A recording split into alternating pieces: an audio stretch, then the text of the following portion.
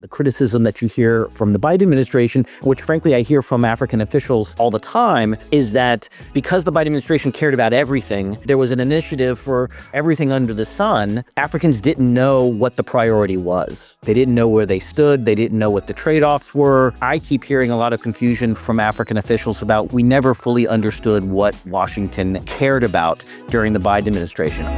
How bad is it for Africa to be low on the level of priorities for the US? I mean, is that a problem from your perspective, or can one also see it as a kind of a hidden blessing? Is it bad for Africa if it's being ignored by the US? Or, is there something really that Africa should be campaigning to get more attention for?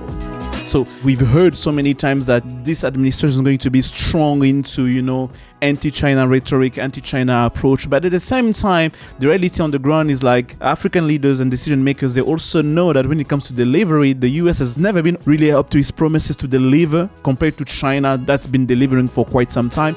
The one, I guess, criticism or compliment, however you take it, of Trump is that he often says the quiet part out loud, that the subtext for a lot of the Biden administration policy to Africa was competition with China. And yet they went to great lengths, oftentimes, to not frame it in those terms. I think you're going to see the Trump administration talking about those things very publicly. And again, I don't know that African leaders are going to be turned off by that. The China in Africa podcast is brought to you in partnership with the Africa-China Reporting Project at Wits University in Johannesburg. The ACRP promotes balanced, considered reporting on China-Africa relations through training programs held throughout the year. More information at africachinareporting.com.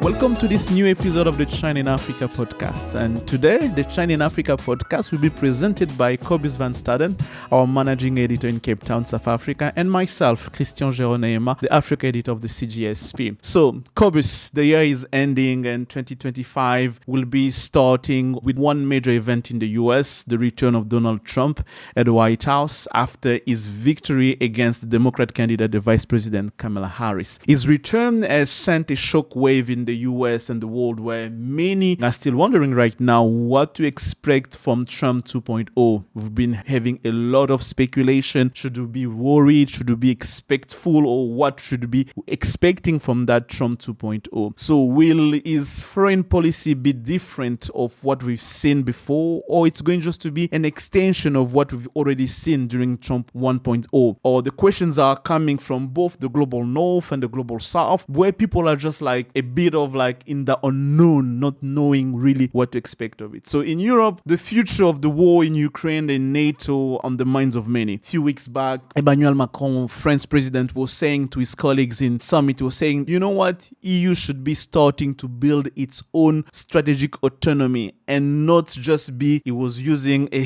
strange comparison and say, not just be a grass eater, victim of the carnivores. And I believe he was referring here to Russia, to the US and to China, that geopolitical battle, where to say that Europe cannot just be the place where we're going to fall prey of those big powers. And here at CGSP, we've tried, since November, once the results were out, we've really tried to put that in perspective, to understand, to really try to connect the dot for people in the global south, to really help them to understand what to expect from a foreign policy coming from Trump 2.0. And especially regarding to China, President-elect Donald Trump has already signaled his hard stance against China, at least domestically, that we know for sure. So with the rise of tariffs on Chinese-made product. But the question is, are we going to see the same stance translated into its foreign policy, especially in the global south, especially in Africa, where China has been one of the main questions in mind for the previous administration?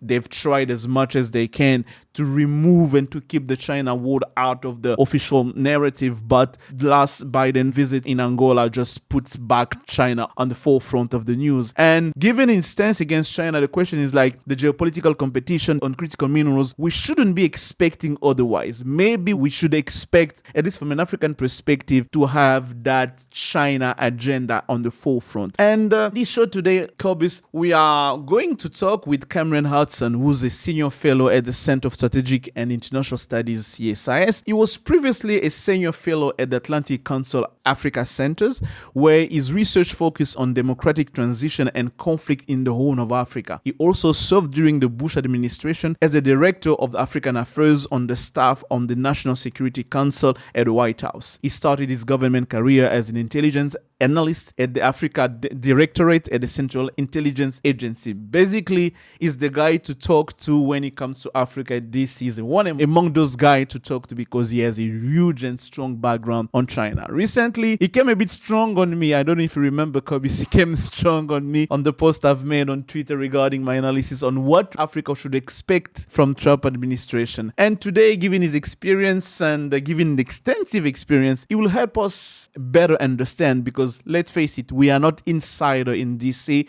We are not really always accustomed to the DC traditions and the DC approach in terms of foreign policy toward Africa. So him, I think, should be helping us to understand what we should be expecting, at least from Africa, from Trump 2.0. Cameron, good morning. Good morning. Thanks for having me. And Cobus, good morning to you. I haven't had the time to tell you good morning. How are you doing, Cobus, today?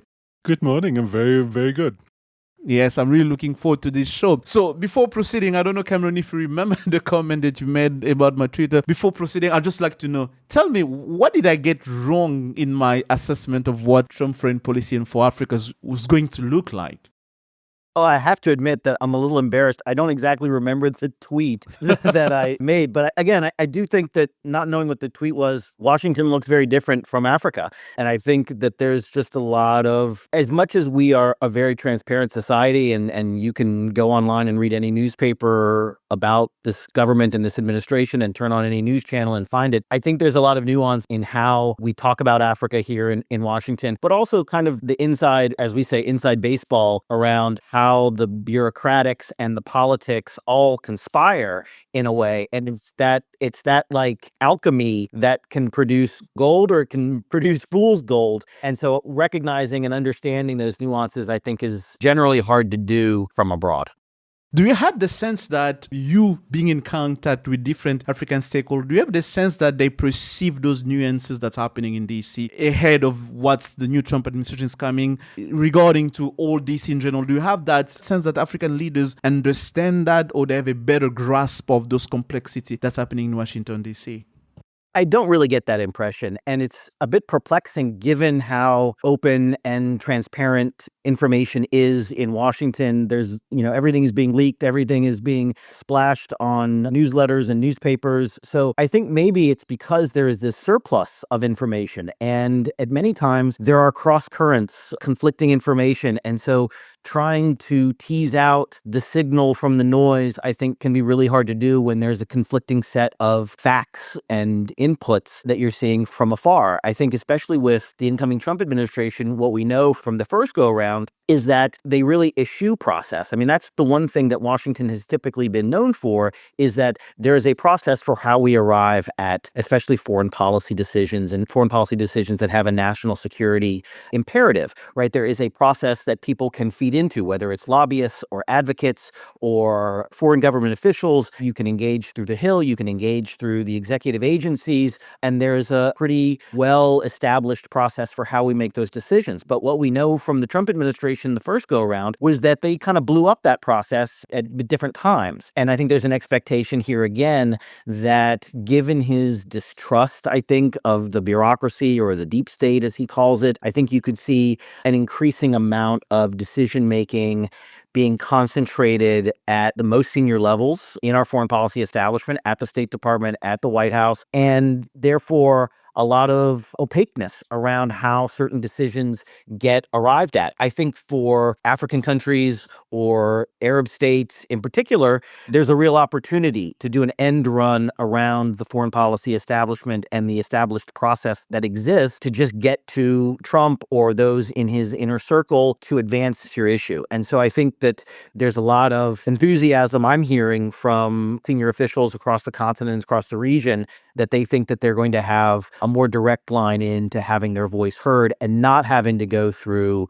the traditional, embassy process or sort of laborious, almost 19th century foreign policy making process that we have here.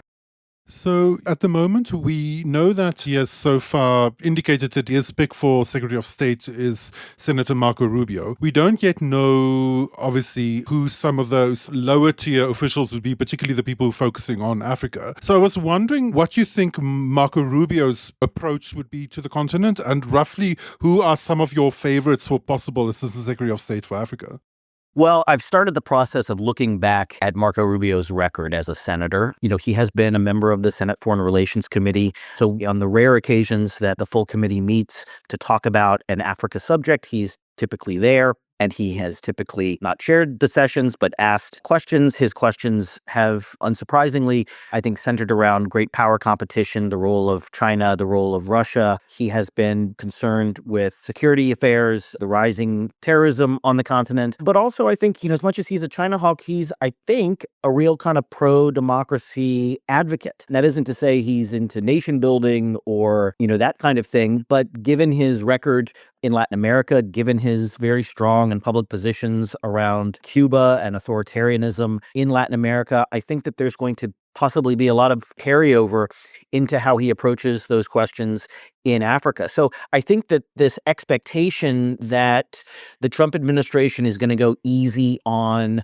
African strongmen or strongmen generally, I don't know that that's entirely right. I don't know that it's entirely going to stand up. My sense from Rubio and from the president himself is that they're formulating a very pragmatic foreign policy, that they are going to be unapologetic in their pursuit of what they have defined as American national security interests. And I think that they're going to go to great lengths to narrow what are America's national security interests. I think that the criticism that you hear from the Biden administration, which frankly I hear from African officials all the time, is that because the Biden administration cared about everything, from gay rights to workers' rights to human rights to critical minerals to nuclear security to satellite technology. I mean, you name it, there was an initiative for everything under the sun. Africans didn't know what the priority was. They didn't know where they stood. They didn't know what the trade-offs were. I keep hearing a lot of confusion from African officials about we never fully understood what Washington cared about during the Biden administration. I think that the Trump administration has heard that more broadly, not just from Africans, but more broadly than that, because this is not a problem that is unique to Africa. And I think what you're going to see is the Trump administration that is narrowing the scope of interest that America has overseas as part of this kind of America first approach. And, I think the question in my mind is, does that create on the continent, especially, a sense of kind of moral hazard, where if someone from the administration says, well, we don't care about the extension of a third term, right, or the rewriting of a constitution, that's not going to be our priority. Is that going to kind of give the green light, at least implicitly, to leaders, and there are a number of them on the continent right now who are contemplating such a move? Does that provoke a kind of, movement to do that? I don't know. I don't know what the answer is on that, but I do think that you're going to see, at least from a Marco Rubio State Department, a pretty clear articulation on democratic rights, on human rights, how that gets operationalized as it is weighed against, as I said before, a more kind of pragmatic approach to international relations, I think is going to be what we're all watching for. So you mentioned Marco Rubio pro-democracy background. You also mentioned the fact that he's really strong onto the great power competition, the anti-China, anti-Russia stance, and really have that hawkish position toward China. From what you've presented, I'm kind of have the hint of few elements of the question I want to ask you, but I'd like you to kind of dive into much deeper into that if you could. What would be the main drivers of a Trump 2.0 foreign policy in Africa? Well, I think in my sense, it's going to be, as I said before, really narrowing the focus of what we care about. And I think if you look back, even at the Project 2025 document that everybody seems to refer to, and to the small section on Africa, you see that it's drawn very much from the Biden 2022 strategy on Africa in terms of defining the growing importance of Africa because of its growing population, because of its strategic location, both as a partner on the Atlantic, so they share our backyard with us on the Atlantic Ocean, but they also sit astride the Indian Ocean and the Red Sea strategic transport lanes. So there's a recognition there. There's obviously a recognition around critical minerals and the need to have access to those minerals, reliable access. And I think that there is a China component and a competitive component. But I think we should, again, if we widen the aperture, we have that same competitive component with China in Latin America. We have it with them in the Middle East and in Southeast Asia, right? So again, Africa, we make a lot about, Africa as a battleground for great power competition, but that great power competition is happening in many other regions of the world. Africa is not, unique in that regard. What I keep telling people here is I think that the substance of the policies are not going to be substantially different between Trump and Biden, because I do think that there still exists, by and large, a Washington consensus or a bipartisanship around Africa policy, which, by the way, I'm not convinced is entirely a good thing.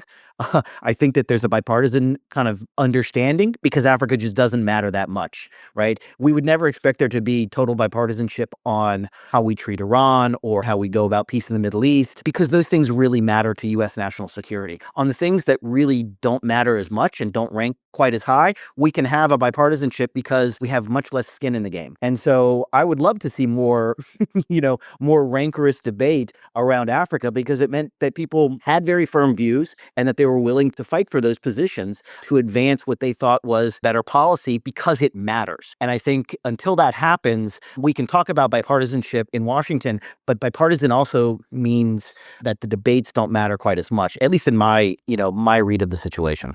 I wonder if I could just follow up with a slightly contrarian question. How bad is it for Africa to be low on the level of priorities for the US? I mean, is that a problem from your perspective, or can one also see it as a kind of a hidden blessing? The reason I'm asking is because some of the moments when the US did really intervene in Africa didn't go so well, right? Particularly the NATO intervention in Libya was a notorious disaster. So is it bad for Africa if it's being ignored by the US? Or, is there something really that Africa should be campaigning to get more attention for?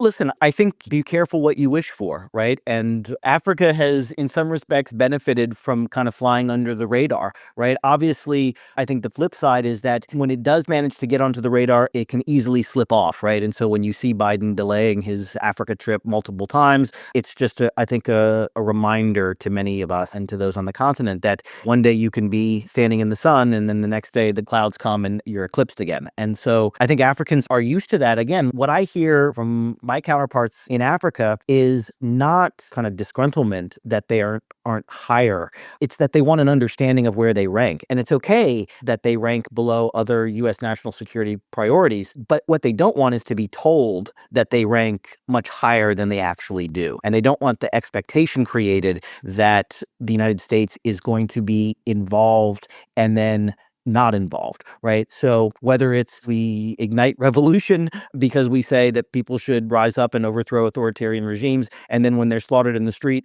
Washington isn't there to back them up or to condemn those regimes, right? Like that's the moral hazard that Washington has had a tendency to create. And I think that we don't want to do that anymore. I think we've recognized the risks that come with creating some of these expectations. I have criticized the Biden administration because I think they did a lot of that.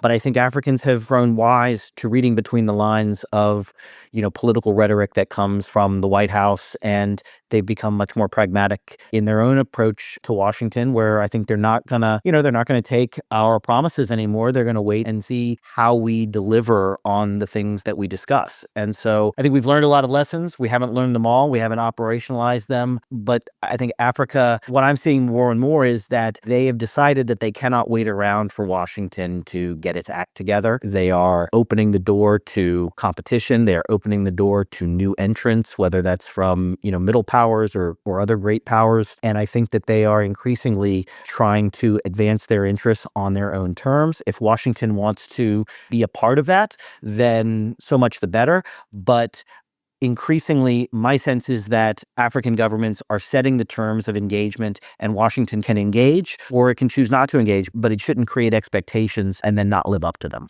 Yes, you mentioned expectation, you mentioned promises, you mentioned the fact that Africa, they don't want to be told that they're ranking high, knowing they don't really rank high. All of that just puts the question of how much the US promises to Africa can be really taken seriously now in comparison to great powers like China. So we've heard so many times that this administration is going to be strong into, anti-China rhetoric, anti-China approach. But at the same time, the reality on the ground is like African leaders and decision makers, they also know that when it comes to delivery, the US has never been always really up to its promises to deliver compared to China that's been delivering for quite some time. Now, how the new administration will intend, or from what you see, is going to approach that China rhetoric on the continent and being credible into the promises it's going to make to African countries? Well, I think you're going to see across the board, not just on sort of China competition, but on the things that matter to the administration, whether it's on trade and investment, whether it's on critical minerals. I think you're going to see a much more kind of direct, in-your-face kind of approach, right? And so the one, I guess, criticism or compliment, however you take it, of Trump is that he often says the quiet part out loud, right? That the subtext for a lot of the Biden administration policy to Africa was competition with China. And yet they went to great lengths, oftentimes, to not frame it in those terms, but then, in unguarded moments or unscripted moments with the press, they would revert back to these old tropes and narratives that you and others have debunked, right, around whether it's the debt stock that Chinese hold versus Eurobond holders, whether it's, whatever it is, there was this, I think, broader knee-jerk reaction to the kind of language about China that Biden at a public level and a high level kind of eschewed, but when they were off their talking points and off their teleprompter, they would revert back to very quickly. And certainly for those of us in Washington having private meetings with USG officials, they would refer, very openly and very directly to the competition with China and, saying things like, we have moved Angola out of the Chinese orbit. They are now in the U.S. zone of influence. Very explicit kind of competitive language that they wouldn't talk about publicly. I think you're going to see the Trump administration talking about those things very publicly. And again, I don't know that African leaders are going to be turned off by that, because again, their criticism has often been, we don't know where we stand, we don't know what's important, we don't know how to approach you based on all of the things that you say are our priority. So I think Trump's going to be very clear about what the priorities are and what the priorities aren't, and that's going to rub some people the wrong way. I think it's going to create opportunities, and it could create unintended consequences. And I think we're going to have to manage the fallout of that style of political discourse. So a lot of your work focuses on East Africa and the Horn of Africa specifically. And we've heard two very interesting kind of tidbits over the last few days around that. One being that there is some kind of incipient deal between Ethiopia and Somalia that was brokered by Turkey. And then also that there are rumors that the Trump administration might support Somaliland independence. So I was wondering if you could talk a little bit about these developments, what you make of them, and then also how they factor into US and China involvement on the continent.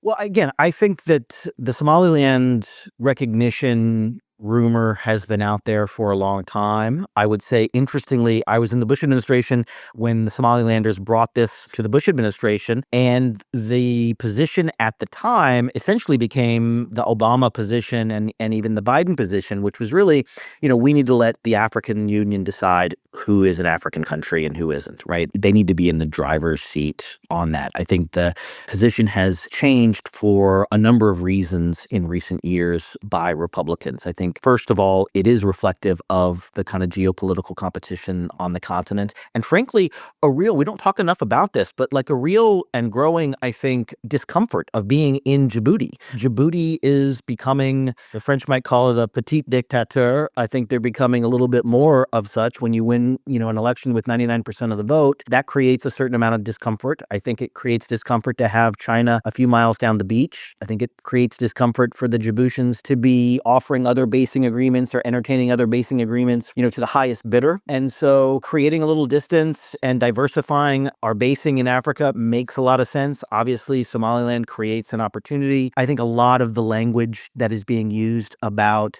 we need to promote this democracy, it stands on its own, I think that's really secondary. I think that's cover for this broader geopolitical movement to diversify away from Djibouti, create a new opportunity at the mouth of the Bab and Emel Strait. I think that's the real motivator, certainly from the Defense Department. I think those in the Africa community might talk about recognizing the strength of Somaliland's democracy. I think, unfortunately, there's a real appeal to sticking a thumb in the eye of Somalia to sort of lament the amount of U.S. blood and treasure that has been spent in Somalia, that they still can't seem to kind of put together a functioning government. So that feels a little petty to me, quite frankly.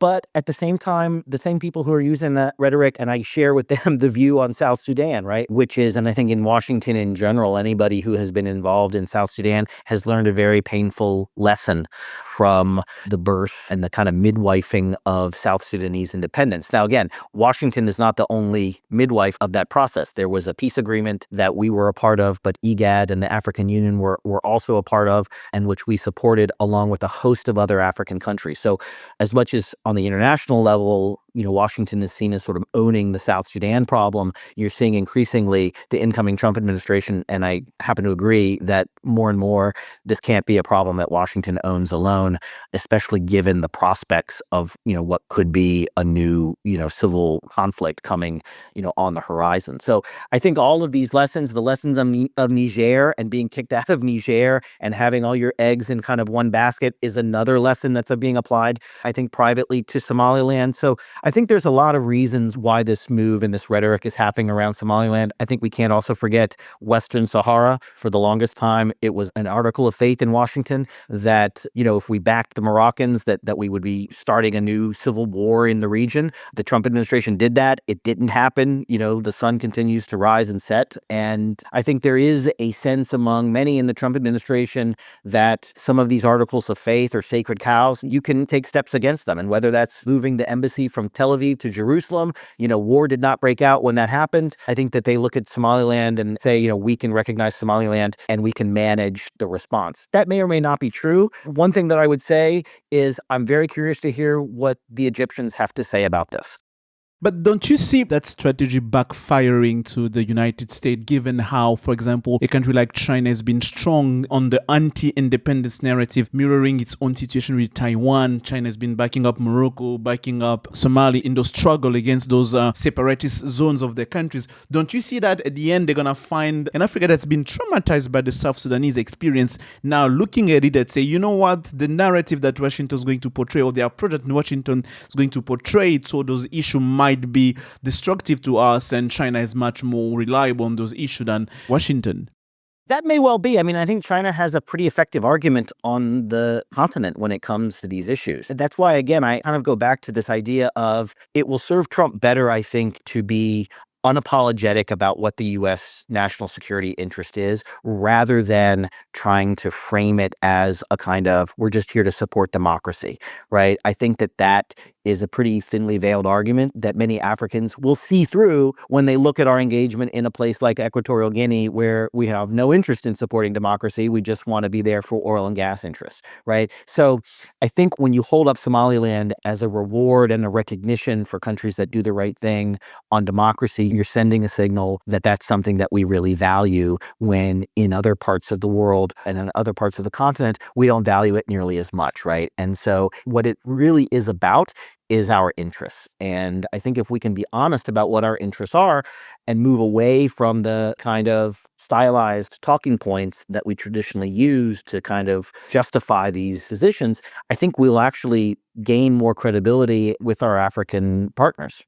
Speaking of strategic interests, one of the most prominent interests that the Biden administration has been focusing on in Africa has been critical minerals. And it put a lot of work into putting together a huge project, under the name of the Lobito Corridor, of connectivity and rail connections between the Democratic Republic of Congo, Zambia, and Angola. Cobus, allow me to jump in there and to kind of say that the Lobito Corridor is not a US project. I know many who are listening might be against me on that, but yes, it's really not a US project. We may debate on that, but I just wanted to make that comment. I mean, there's many G7 partners in there. And I mean, of course, this kind of synergy between the United States and G7 partners was also a hallmark of this kind of trying to kind of push back on China as the main infrastructure provider in Africa through the global gateway, and so forth. Cameron, I was wondering if you would, kind of weigh in a little bit on what you think the Lobito corridor is going to look like, and particularly what the balance is going to be between, maybe I should say, like one of the ways that the Biden administration, diffused the narration, the kind of big great power competition narration around critical minerals in Africa has been to dress up the Lobito corridor with a lot of other initiatives, including, agricultural technology and cell phone connectivity and so on. Do you foresee that those bells and whistles will survive? And if not, is there the case to be made that a more mercantilist Trump administration might just find it cheaper and easier to just simply buy refined cobalt from China, as American companies tend to prefer? Or do you see the energy and to actually put billions of dollars kind of into building infrastructure in a developing country? I think that to your first question about the kind of bells and whistles, again, I would go back to what I was saying before about, I think we're just going to be really unapologetic about what our interests are and hopefully strip away some of the veneer that we put on, right? I think that's, again, one of the criticisms of the Biden administration is that, they downplay why we're involved in the project, and we make it about everything else. We make it about internet connectivity, telecoms, maternal health, animal husbandry, agricultural development. I mean, you name it. It's about everything but getting minerals out of the Congo and bringing them to the Atlantic Ocean. I think that you're not going to see all of the song and dance around those projects. Whether or not they get eliminated, I think is frankly a bigger question about what's going to happen to the U.S. bureaucracy. I think that's the bigger question that is going to have ripple effects across the continent and the world, right? So let's imagine a world where USAID doesn't exist anymore, or rather USAID has been folded into the State Department and they're just one floor in that larger building, right? And they have 1/3 the number of people and 1/3 the budget that they had before. That's a real possibility. So when you ask me about, is he going to eliminate all of these kinds of bells and whistles around Lobito? Maybe or maybe not, but it could de facto be eliminated by the fact that we are talking very seriously about downsizing really substantial portions of our government. And the way that manifests itself on something like critical minerals is, they're talking about downgrading or dismantling the Environmental Protection Agency in the United States. That's the agency that licenses the refining of minerals here in this country. So if that regulatory body is eviscerated, then that creates all kinds of new opportunities and openings for companies to decide that they would be very happy to import raw materials into this country. Now, I don't know that that's going to happen. It's being talked about. And so if it happens and if it plays out, I think that there is going to be a whole host of ripple effects that ripple through the critical mineral sector in Africa and beyond. And so it's a little bit hard to predict where that's going to go. But again, I think the Trump administration will be, much more explicit, much more direct about its minerals policy, and specifically its minerals policy in Africa. They're talking about creating a special envoy or a czar of some kind, whether that's a global czar with a global remit or if it's focused, exclusively on Africa. I don't know, but they are putting in place, I think, a structure to support these national security interests that they have. And those structures will presumably go around the existing bureaucracy that exists, that in many ways has supported, but also sometimes slowed down our agility in advancing our interests on the continent in what is a pretty fast-moving sector right now. Cameron, we are heading toward the end of this podcast. You've mentioned great power competition, the strategic interest. But when you look at those strategic interests, when you look at the U.S. national security, you've mentioned also the narrowing down of those priorities. We're basically left with only few countries that really matters on the continent, matters for the U.S. administration. I can name few of them on the top of my hand. We may have like 5 or 6 or 7 on the top that really fits that criteria. What at the end would happen to smaller countries, those who geography did not bless them, geology did not bless them, and basically they really have nothing to show for, to put on the table? Would they still have a place to the Trump administration in their foreign policy on Africa? I think that's a great question. And I've been thinking about this a lot because I think one of the other reforms or bureaucratic changes that is, being anticipated is this idea of reforming the Foreign Service and possibly even eliminating the Foreign Service Union. And what that means is this idea that we have to have 2/3 career ambassadors, 1/3 political ambassadors could go away. You could see more than just South Africa and Kenya have political ambassadors. You could see Trump appointing a dozen, 2 dozen friends and colleagues, presumably many from industry and specific industries like mining, to be ambassadors across Africa. Probably not in, Ouagadougou or Niamey, but certainly in places like Gaborone and Luanda, you could anticipate political ambassadors who are really there to do much more kind of commercial diplomacy. So I think you could see a real augmenting and deepening of our ties in countries where we already have an established interest because of what's in the ground or because of some strategic location or what have you. But I think to your point, the traditional kind of diplomatic structure, I think, will continue to exist in those countries where we don't have that same level of strategic interest, or as you say, they're not blessed with geography or geology. So again, I keep going back to this example of Gabon, for example. I don't think that Gabon is going to get the level of attention. I don't think they're going to get the, when there is a coup in Gabon, certainly a bloodless coup. I don't think you're going to see the level of alacrity from a Trump administration to try to, put Gabon back on a democratic path, right? I think that smaller countries like that don't present a strategic threat or strategic interest to the United States are going to largely fly under the radar. You'll still see career ambassadors in those places handling the day-to-day. But again, if they have no budget because U.S. aid has been eviscerated, if they don't have seemingly a connection to the 7th floor of the State Department, that's where the Secretary of State sits, or to the White House, then what leverage are they going to have? What influence is an American ambassador going to have in a country like that going forward? I think that's a real risk that comes from concentrating in areas only that we have decided that we care about and letting those other areas kind of go in some respects. I think that's the real concern.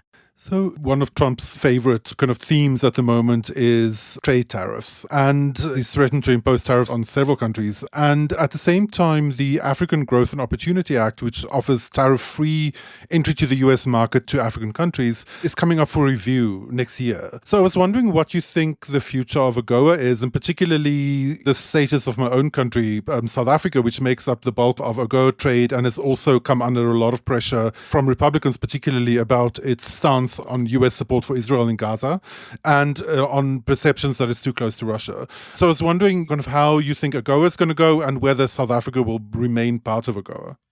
Well, I mean, this is a big question that folks in Washington are talking about. I think we have to remember first and foremost that the AGOA legislation is going to come from Congress. It's not going to be written by the Trump administration. They will have to sign off on it and approve it and pass it into law. But the pen holding, as it were, is in the Congress. When I talk to staffers on the Hill, Republican staffers in particular, I have heard them talk about a need and a willingness to move away from using AGOA as a punitive measure, right? So under the Biden administration, they removed or suspended 7 countries from AGOA. From 42, they're down to 35 countries in AGOA because of various transgressions, whether it's the gay rights law in Uganda or it's coups in other countries. And I think a lot of feedback that Africans have conveyed in Washington is that it's this reliability question, right? We design an economy to take advantage of AGOA. So the quintessential example here is Ethiopia, which had a garment industry set up, and then because of their war in Tigray, have seen themselves suspended from it, and those garment factories go dormant by and large.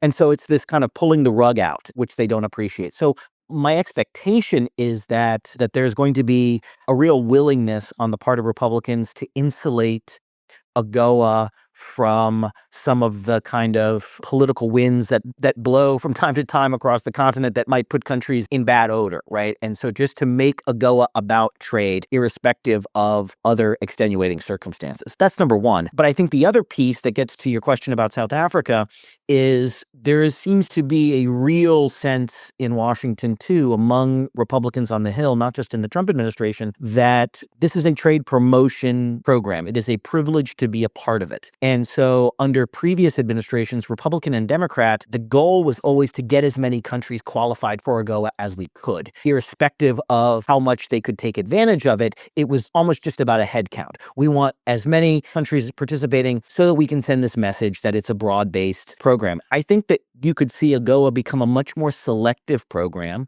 with fewer than even the 35 countries that are in it now, but that you're going to have to pass some kind of loyalty test to get into it. It is a privilege to have duty-free access to the United States. And I think there's a real possibility that you could have a Trump administration say, we're going to examine your voting record at the UN, we're going to examine your security partnerships, domestically, and we are going to create a litmus test for whether or not you are a sufficient friend, whether or not you're a sufficient, strategically important country, that we should include you into this. And so I think you could see a smaller number of countries earning the privilege to be a part of this program and many others being locked out. And I think in that respect, I think there is a real risk, and South Africa should prepare itself for being made an example of. And especially if you look at some of the statements that Senator Rubio has made, he's been quite critical of South Africa in particular, or its positions about Israel, about Russia, China. I mean, you name it, he has put South Africa in the crosshairs going back many months.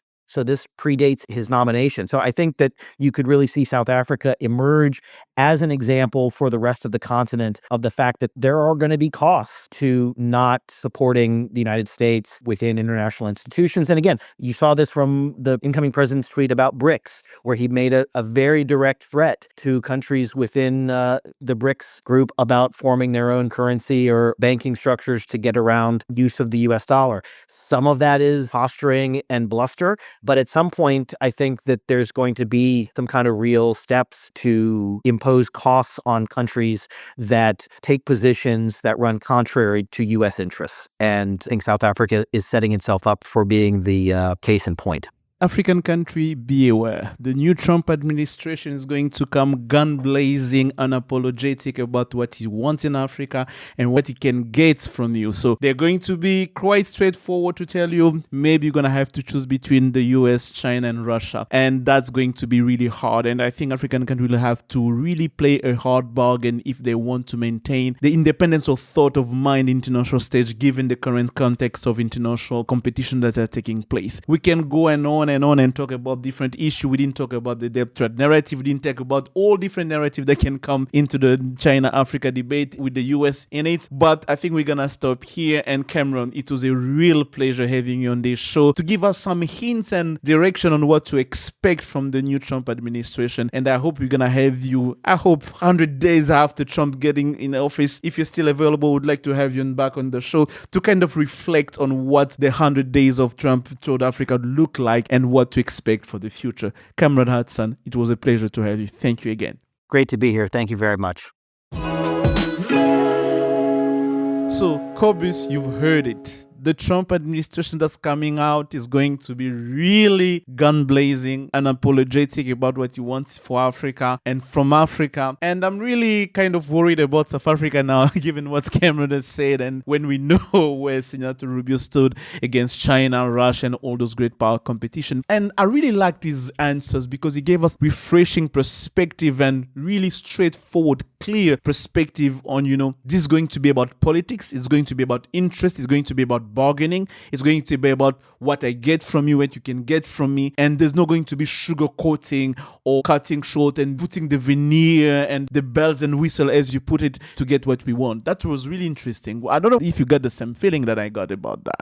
Yeah, it was super interesting to speak with him. It's very kind of interesting, not only because he's so knowledgeable, but also to get a kind of a glimpse of the perspective within Washington about how it looks from there. I think on the South African issue, what struck me is that I think a lot of this is going to be over, not immediately, but over the next few years. I think what strikes me as a really kind of big mega trend that's playing out that we've seen kind of popping up in different areas, which is both at COP29 and around the discussion around Gaza and increasingly around other issues as well. We're seeing this really stark north-south split happening. It's really global north versus global south, very explicitly. I think Gaza has really become kind of ground zero for that. It's just seen fundamentally differently in the global south than it is seen in the global north. And And I think China has read that room very effectively, and it kind of positioned itself consistently with the global south on these issues. So I think after a year of the Gaza conflict and after, as Trump comes in, I think the last years we've really seen a very, I think, strong devaluation, I think, of a lot of kind of Western language on rights, on the rules-based international order, on international law. A lot of those, I think, now come with asterisks. I think in the global south, I think a lot of that is seen as, as code rather than as actual principles. And so then South Africa being made an example of for standing up in the face of what at the very best could be called extreme war crimes is going to be an interesting test case of this larger kind of global positioning and also where China is landing in it. I think if South Africa is kind of punished or made an example of, as Cameron suggested, I think that is a very real possibility. I think the longer term effect will be to just conclusively push South Africa more towards China. Not only South Africa alone, basically all African countries, because Exactly. you're going to see how they treat African countries in a moment where we're talking about much more about independence. We don't want to pick side. We want to be independent in our political choices. Seeing South Africa being punished is just clearly sending a message by saying, you know what, we're going to rally beyond South Africa and we're going to rally behind those who are talking about reforming the international rule-based order, being China, being Russia. It's not only about Russia, it's going to be also China, not only China, also Russia all along to say, you know what, we're just going to go with those who are saying this international system doesn't work for us and doesn't work with us. We need a new approach to that. And that comes on top of the fact that the polarity of the global economy, especially the part of the global economy that is able to trade with Africa and invest in Africa, that polarity that center has really shifted eastwards, right? It's like, it's not only China, but it's the Indian Ocean Rim is increasingly where Africa's commercial future seems to lie. Whereas its trade relationships with Europe and the US are very flat, and they're still big at the moment, but they're not growing. And overall, there seems to be, that a lot of that side of the relationship, the kind of Atlantic side, seems dormant or stagnant sometimes. So in that sense, I think that could push a much larger trend of, as you say, of the whole continent, particularly South Africa, being pushed towards China. And in the process, what one should also keep in mind is not only that, South Africa is a small country, but it's still also weirdly a big country in some ways, in that it's a G20 member, it has all of these kind of ideas, it punches above its weight in lots of ways. And at the same time, it also still remains one of the only viable shipping routes if you're not shipping through the Red Sea. And we've seen that shipping through the Red Sea is increasingly fraught. So there's very real geostrategic reasons to stay friendly with South Africa. And if in this kind of moment South Africa is, fully alienated in this kind of way, then that has larger ramifications, I think. And South Africa is not as powerless that it looks like. And I think former Foreign Affairs Minister Naledi Pandor reminded that when she was in Washington last year, when she was saying, let me remind you that South Africa produced 17 of the minerals that the US automobile industry needs. So it's not as powerless that we may think it is. I think they're going to need to be much more bold enough to assessing the position and to know, you know what, we're going to be who we want to be and we're going to maintain our independence. But all of that at the end, really for me, just hinges on the ability of the US to deliver whatever promise they're going to make on the continent. And as he mentioned himself, the US has a lot of issues in terms of being able to deliver on different promises to African countries. And if you yield the stick, at some point you're going to have to also offer the carrot. If there's no carrot, and if I know that your promises are empty promises, there's so much I can just get from you or expect from you. So at some point, you're threatening me just like one thing, but you're threatening me to give me what in exchange? If you don't give me anything, your threat are just empty words for me. Exactly. And then it also plays on the back of, I think, again, it's something that looks quite differently from Washington and from outside of Washington. For example, the quite awkward kind of overlap between the US's position on Gaza and the structural inequities that was revealed through the Black Lives Matter process, and then the way that the Black Lives Matter process essentially fizzled out and no real reforms happened. So, in a country like South Africa that's very articulate about race issues and tends to see things through the stark kind of lens of which how could they not, through the apartheid history of kind of racialized injustice, again, it plays into much larger issues around kind of global South, global North relations that I think both the US and Europe, I think, are not 100% prepared to fully engage with. Not at the level that I think the Global South is demanding. We definitely saw that at COP29. I mean, there's like the split between what the Global South was demanding and what the Global North was even willing to discuss was so vast that there was almost no conversation to be had, So in that sense, that's going to be playing out in geopolitics, in trade, in investment, in everything. And China is sitting there ready to benefit. Yeah, so African countries, Trump or no Trump, my stance has always been the same. We have to gain our independence. We have to gain our tool for independence to really stand our ground when we want something. And I think the Trump administration is offering that opportunity, really not sugarcoating things, being straightforward, being clear, and to what they want. I think it's also an opportunity for African countries to really be clear on what they want and how they stand, and really being responsible at the end.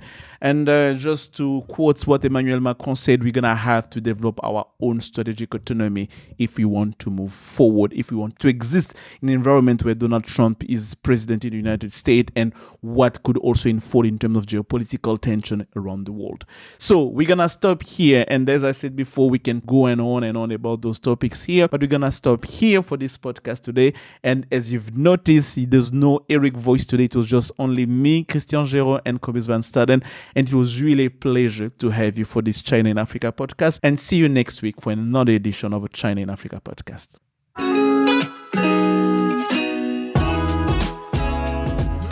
The discussion continues online.